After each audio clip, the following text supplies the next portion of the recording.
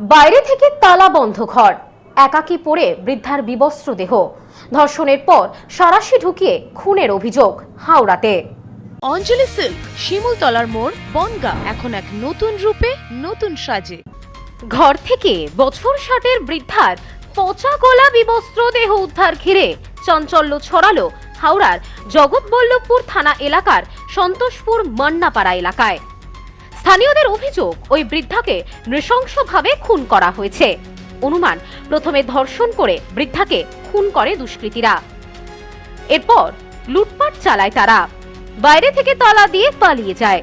Police ও স্থানীয় সূত্রে জানা যায়, ওই বৃদ্ধা একাই থাকতেন বাড়িতে। স্বামী মারা গিয়েছেন আগেই, ছেলে কর্মসূত্রে বিদেশে থাকেন এবং মেয়ের বিয়ে হয়ে যায়। ওই বৃদ্ধা বাড়িতে একাই থাকতেন। গত 4 দিন ধরে পরিবারের লোকজন তার সঙ্গে ফোনে কোনো রকম কোনো যোগাযোগ করতে পারছিলেন না। আজ শুক্রবার স্থানীয়রা এসে দেখেন বাড়ির বাইরে থেকে 3টি দরজারই তালা বন্ধ।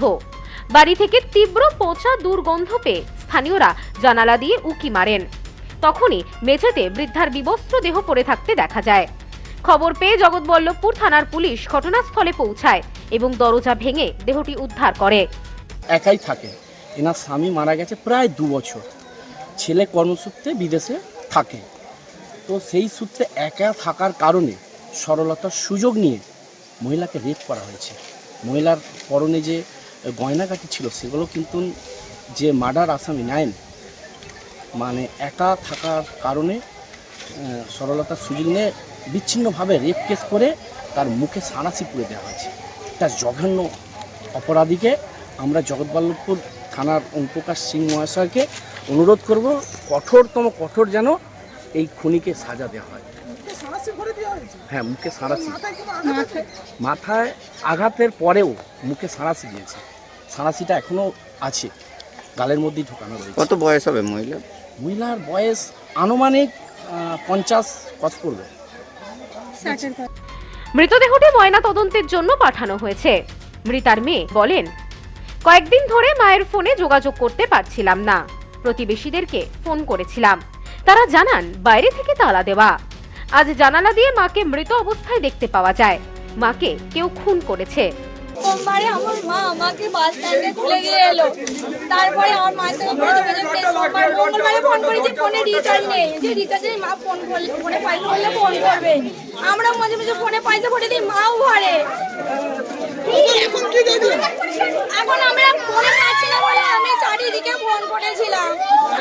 আমি এখন কিছু বলতে পারছি না, ফোন করে করে যোগাযোগ আমি ফোনে পাইনি বলে সব পাড়ার সবাইকে ফোন করে বলে গিয়ে দেখতো বাড়িতে।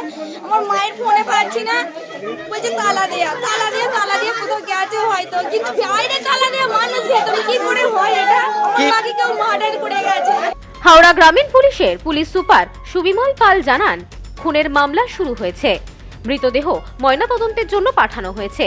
অপরাধীর সন্ধানে চলছে তল্লাশি। ব্যুরো রিপোর্ট, নিউজ স্নোম্যান্সল্যান্ড, হাওড়া।